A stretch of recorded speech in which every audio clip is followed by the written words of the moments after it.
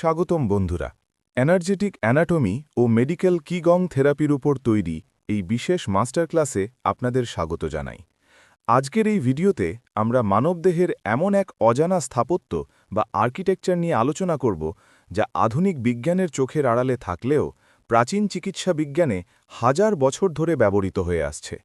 আমরা জানব কিউ বা আমাদের প্রাণশক্তি কিভাবে শরীরের টিস্যু গঠন করে, কিভাবে পঞ্চ উপাদানের মাধ্যমে আমাদের আবেগ নিয়ন্ত্রিত হয় এবং কিভাবে ইন ইয়াং ভারসাম্য আমাদের শারীরিক ও মানসিক স্বাস্থ্যকে রূপ দেয়।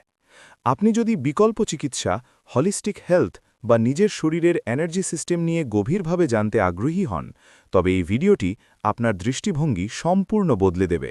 চলুন শুরু করা যাক এই রহস্যময় যাত্রা। ট্র্যাডিশনাল চাইনিজ মেডিসিনে শরীরের ভেতরে থাকা ঝিল্লিময় টিস্যু বা ফ্যাসিয়াকে হুয়াং বলা হয়। এটি জালের মতো পুরো শরীরকে ঢেকে রাখে। শক্তির প্রবাহ বা কিউয়ের ওপর ভিত্তি করে আমাদের শরীরকে প্রধানত 3টি টিস্যু স্তরে ভাগ করা যায়। সবচেয়ে ভেতরের স্তর বা কেন্দ্র গঠিত হয় আমাদের অভ্যন্তরীণ অঙ্গপ্রত্যঙ্গ দিয়ে, যা মূলত প্রাণশক্তি বা কিউই উৎপাদন ও রূপান্তর করে। দ্বিতীয় স্তর বা মধ্যভাগ গঠিত হয় ফ্যাসিয়া, টেন্ডেন, লিগামেন্ট এবং হাড় নিয়ে, যার মূল কাজ হল অঙ্গ থেকে শরীরের বিভিন্ন প্রান্তে শক্তি পরিবহন করা। এবং সবচেয়ে বাইরের স্তরটি হল আমাদের পেশি ও ত্বক। এই বহিরাবরণে ওয়েই কিউই বা সুরক্ষামূলক শক্তি সঞ্চালিত হয়, যা বাইরের ক্ষতিকর প্যাথোজেন যেমন ঠান্ডা, সদ বা বাতাস থেকে শরীরকে বর্মের মতো রক্ষা করে। মহাবিশ্বের মতোই আমাদের শরীরও ইন এবং ইয়াং নামক দুটি বিপরীত কিন্তু পরিপূরক শক্তির সমন্বয়ে গঠিত। সুস্থ ও স্বাভাবিক অবস্থায় স্বর্গের ইয়াং শক্তি প্রাকৃতিকভাবে মাথার দিক থেকে নিচের দিকে বা পৃথিবীর দিকে প্রবাহিত হয়, আর পৃথিবীর ইন শক্তি নিচ থেকে ওপরের দিকে ওঠে। কিন্তু যখন এই শক্তির ভারসাম্য নষ্ট হয়, তখন তৈরি হয় প্যাথোলজিক্যাল বা রোগাক্রান্ত অবস্থা। ইয়াং শক্তি যখন বিকৃত হয়, তখন তা আগুনের মতো ওপরের দিকে ধাবিত হয়, যার ফলে রোগীর প্রচণ্ড জ্বর, মাথা ব্যথা বা বমিভাব দেখা দেয়। অন্যদিকে ইন শক্তি যখন দুর্বল হয়ে পড়ে, তখন তা জলের মতো নিচের দিকে নামতে থাকে, যার কারণে প্রচণ্ড ক্লান্তি, ডায়রিয়া বা পায়ে জল জমার মতো সমস্যা দেখা দেয়। এই শক্তির গতিবিধি বুঝেই প্রাচীন চিকিৎসকেরা রোগ নির্ণয় করতেন।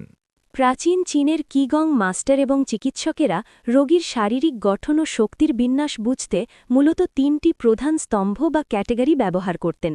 প্রথমটি হল জন্মগত বনাম অর্জিত, অর্থাৎ রোগটি কি বাবা মায়ের ডিএনএ বা জেনেটিক্স থেকে এসেছে, নাকি রোগীর খাদ্যাভ্যাস ও পরিবেশের কারণে তৈরি হয়েছে। দ্বিতীয় স্তম্ভটি হল পঞ্চ উপাদান বা 5 এলিমেন্টস।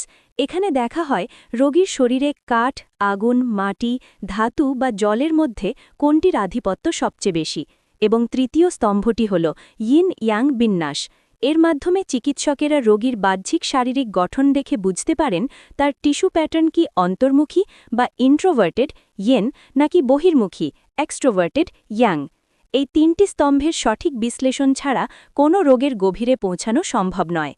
চীনা দর্শনে উজিং বা পঞ্চ উপাদানের তত্ত্ব অত্যন্ত তাৎপর্যপূর্ণ। আমাদের ভেতরের প্রধান 5টি অঙ্গ এই 5টি উপাদানের সাথে সরাসরি যুক্ত, এবং প্রতিটি অঙ্গ নির্দিষ্ট কিছু আবেগকে ধারণ করে। যেমন যকৃৎ বা লিভার হল কাঠ, যা রাগকে নিয়ন্ত্রণ করে। হৃৎপিণ্ড বা হার্ট হল আগুন, যা আনন্দ বা উত্তেজনা ধরে রাখে। প্লীহা বা স্প্লিন হল মাটি, যা দুশ্চিন্তার সাথে যুক্ত। ফুসফুস হল ধাতু, যা শোক বা দুঃখ ধারণ করে। এবং কিডনি হল জল, যা ভয় নিয়ন্ত্রণ করে। এর মূলনীতি হল, যখন কোনো আবেগ অতিরিক্ত মাত্রায় পৌঁছায়, যেমন অতিরিক্ত রাগ বা গভীর শোক, তখন তা এনার্জির ভারসাম্য নষ্ট করে এবং সময়ের সাথে সাথে সেই নির্দিষ্ট অঙ্গের টিস্যুকে ধ্বংস করে দেয়। রোগের বাহ্যিক গঠন দেখে তার ভেতরের উপাদান চেনা যায়। প্রথমে আসি কাঠ বা লিভার প্রকৃতির মানুষের কথায়। এদের গায়ের রঙে হালকা সবুজাভ বা নীলাভ আভা থাকে এবং শরীর বেশ লম্বা ও পেশিবহুল হয়। এরা স্বাভাবিক অবস্থায় অত্যন্ত আত্মবিশ্বাসী ও সজ্ঞাত, কিন্তু শক্তিতে ঘাটতি থাকলে এরা ভীতু ও নিরাপত্তাহীনতায় ভোগে, আর আধিক্য থাকলে এরা প্রচণ্ড রাগী ও জেদি হয়ে ওঠে। এরপর আসি আগুন বা হৃৎপিণ্ড প্রকৃতির মানুষের কথায়। এদের গায়ের রঙে লালচে আভা থাকে, মুখমণ্ডল সরু এবং আঙুলগুলো লম্বা ও চোখা হয়। ভারসাম্যপূর্ণ অবস্থায় এরা অত্যন্ত আনন্দিত, সামাজিক ও খোলামেলা হয়। কিন্তু ইন অবস্থায় এরা বিষণ্ণ ও একাকী বোধ করে, আর ইয়াং অবস্থায় এরা অতিরিক্ত অহংকারী, অস্থির এবং চরম সীমানায় পৌঁছে যেতে পারে। এবার জানব মাটি বা স্প্লিন প্রকৃতির মানুষের সম্পর্কে। এদের শারীরিক গঠনে মাংসপেশির আধিক্য থাকে, পেট বড় হয়, প্রশস্ত চোয়াল এবং গায়ের রঙে হলদেটে আভা থাকে। ভারসাম্যপূর্ণ অবস্থায় এরা অত্যন্ত স্থিতিশীল, যৌক্তিক এবং দয়ালু হয়। তবে শক্তিতে ঘাটতি থাকলে এরা অতিরিক্ত চিন্তিত ও সন্দেহপ্রবণ হয়। আর শক্তি আধিক্য থাকলে এরা অন্যের ওপর নির্ভরশীল বা কো-ডিপেন্ডেন্ট এবং অধিকারবোধ সম্পন্ন হয়ে ওঠে। অন্যদিকে ধাতু বা ফুসফুস প্রকৃতির মানুষের কাঁধ চওড়া হয়, শরীর পেশিবহুল এবং গায়ের রং ফ্যাকাশে বা সাদাতে হয়। এদের হাতের আঙুলগুলো তালুর চেয়ে লম্বা হয়। এরা স্বাভাবিক অবস্থায় শোক কাটিয়ে উঠতে সক্ষম ও উদার। কিন্তু ইন বা ঘাটতি অবস্থায় এরা নতুন সম্পর্কে জড়াতে ভয় পায় এবং নিষ্ঠুর হয়। আর ইয়াং অবস্থায় এরা সবসময় অভিযোগকারী ও খুঁতখুঁতে স্বভাবের হয়।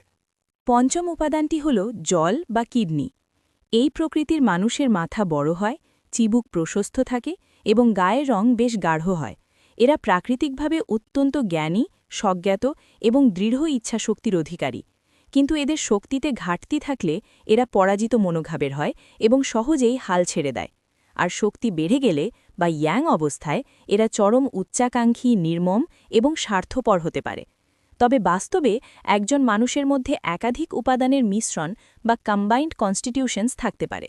উদাহরণস্বরূপ, একজন সাঁতারু জন্মগতভাবে কাঠ উপাদানের অধিকারী হয়ে জন্মাতে পারেন, কিন্তু বছরের পর বছর ট্রেনিংয়ের কারণে তার শরীরের উপরিভাগে ধাতু উপাদানের বিকাশ ঘটতে পারে। অর্থাৎ আমাদের জেনেটিক্স এবং লাইফস্টাইল মিলে আমাদের শরীরের এই এনার্জেটিক নকশা তৈরি করে। শরীরের 12টি প্রধান মেরিডিয়ান বা এনার্জি চ্যানেলের বাইরেও 8টি অসাধারণ ভেসেল, 8 এক্সট্রাঅর্ডিনারি ভেসেল রয়েছে, যা আমাদের গভীরতম ব্যক্তিত্ব ও আবেগকে নিয়ন্ত্রণ করে। এর মধ্যে 4টি প্রধান ভেসেলের কথা ধরা যাক। গভর্নিং ভেসেল আমাদের মেরুদণ্ড বরাবর থাকে। এর শক্তিতে ঘাটতি বা ইন অবস্থা থাকলে মানুষ ইচ্ছাশক্তিহীন ও ভীতু হয়, আর ইয়াং আধিক্য থাকলে সে চরম একগুঁয়ে ও নিয়ন্ত্রণকামী হয়। কনসেপশন ভেসেল শরীরের সামনের দিকে থাকে, যার ঘাটতি মানুষকে অতীত আঁকড়ে ধরে বিষণ্ণ করে তোলে, আর আধিক্যে মানুষ শোক চেপে রাখে। একইভাবে বেল্ট ভেসেল আমাদের কোমরে থাকে এবং থ্রাস্টিং ভেসেল শরীরের কেন্দ্রে থাকে। এই ভেসেলগুলোতে এনার্জি ব্লক হলে মানুষের মধ্যে চরম রাগ, অতি সংবেদনশীলতা এবং সম্পর্ক স্থাপনে অক্ষমতার মতো গভীর মানসিক সমস্যা দেখা দেয়। প্রাচীন আই চিং বা বুক অফ চেঞ্জেসের ধারণা অনুযায়ী বিশ্বের সমস্ত শক্তি ইন এবং ইয়াংয়ের সমন্বয়ে গঠিত। এই শক্তিগুলোকে প্রকাশ করার জন্য যে রেখা ব্যবহার করা হয় তাকে ইয়াও বলা হয়। একটি নিরববিচ্ছিন্ন টানা রেখা হল ইয়াং, আর মাঝখানে ভাঙা রেখাটি হল ইন। 3টি ইয়াও মিলে তৈরি হয় একটি ট্রাইগ্রাম এবং 6টি ইয়াও মিলে তৈরি হয় একটি হেক্সাগ্রাম।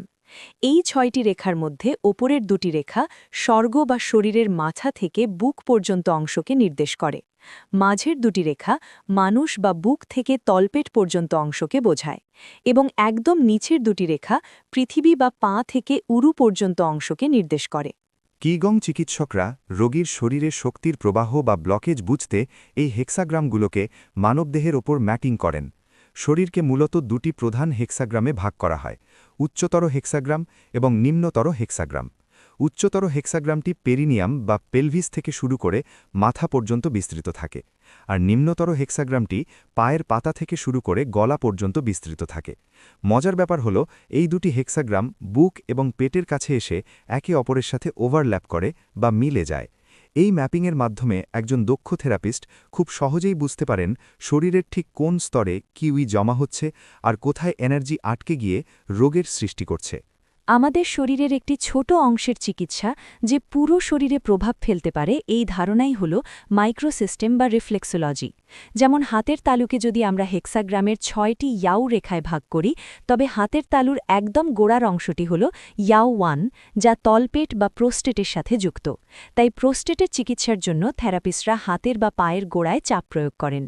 একইভাবে হার্বেলজি বা ভেষজ চিকিৎসায় গাছের অংশগুলো এনার্জেটিক কাজ করে। গাছের শিকড় হল ইয়াও-1, যা এনার্জিকে নিচের দিকে নামায়, যেমন হাঁটুর ব্যথা নিরাময়, আর গাছের ফুল বা খল হল ইয়াও-6, যা এনার্জিকে ওপরের দিকে টানে এবং মাথা বা চোখের চিকিৎসায় জাদুকরি কাজ করে। আমাদের দীর্ঘস্থায়ী মানসিক চাপ, ভয় বা ট্রমা শরীরের কানেকটিভ টিস্যু বা ফেশিয়াতে এক ধরনের মেমোরি বা ছাপ তৈরি করে, যা আমাদের শারীরিক অঙ্গভঙ্গি বা পশ্চার পুরোপুরি বদলে দেয়। যাদের কাঠামো অন্তর্মুখী বা ইন, তাদের বুক সংকুচিত থাকে, পিঠ বাঁকা বা গোলাকার হয় এবং পেলভিস পেছনের দিকে হেলানো থাকে। এরা মূলত নিজেদের হৃদয় এবং আবেগকে বাইরের দুনিয়া থেকে লুকিয়ে রাখতে চায়। অন্যদিকে যাদের কাঠামো বহির্মুখী বা ইয়াং, তাদের বুক অতিরিক্ত প্রসারিত থাকে, পিঠ পেছনের দিকে টানা থাকে এবং মাথা একদম সোজা থাকে। এরা নিজেদের ভয় বা নিরাপত্তাহীনতাকে ঢাকতে অতিরিক্ত আত্মবিশ্বাস বা আগ্রাসনের ভান করে। এই অঙ্গভঙ্গি দেখেই রোগীর মানসিক ইতিহাস পড়া সম্ভব। কিগং থেরাপিতে যে কোনো রোগের চিকিৎসা করার আগে তার মূল কারণ বা রুট কজ বের করা হয়। রোগ মূলত দুটি পথ থেকে আসতে পারে। প্রথমটি হল জন্মগত বা ডিএনএ ভিত্তিক।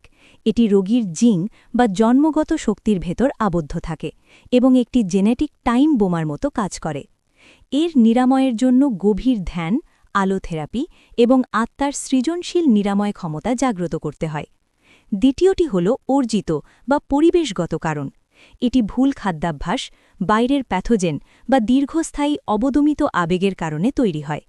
এর চিকিৎসার জন্য প্রথমে পরিবেশগত প্যাথোজেন শরীর থেকে সরাতে হয়, জমে থাকা ইমোশনাল ট্রমা রিলিজ করতে হয় এবং শরীরের ওয়ে কিউ বা ইমিউন সিস্টেমকে শক্তিশালী করতে হয়। আমরা একদম শেষ পর্যায়ে চলে এসেছি। একজন মাস্টার প্র্যাকটিশনার কিভাবে এই সমস্ত জ্ঞানকে একত্রিত করে চিকিৎসা করেন? এর 4টি ধাপ রয়েছে। প্রথমে তিনি রোগীর পঞ্চ উপাদান নির্ণয় করে অভ্যন্তরীণ অঙ্গগুলোর শক্তির অবস্থা শনাক্ত করেন। দ্বিতীয় ধাপে ইয়াও ম্যাপিং করে শরীরের ঠিক কোথায় এনার্জি আটকে আছে তা বের করেন। তৃতীয় ধাপে রোগীর ইন ইয়াং কাঠামো এবং অঙ্গভঙ্গি পর্যবেক্ষণ করে ফ্যাশিয়াল ব্লকেজ বোঝেন এবং সবশেষে রোগের মূল কারণ কি জন্মগত নাকি অর্জিত তা নির্ধারণ করে সঠিক থেরাপি প্রয়োগ করেন। সারমর্ম হল, প্রকৃত নিরাময় কেবল ওষুধ বা শারীরিক স্তরে হয় না, মন, আবেগ, শক্তি এবং আত্মার নিখুঁত সমন্বয়ের মাধ্যমেই কেবল সম্পূর্ণ সুস্থতা অর্জন করা সম্ভব। ভিডিওটি ভালো লাগলে লাইক ও শেয়ার করতে ভুলবেন না। ধন্যবাদ।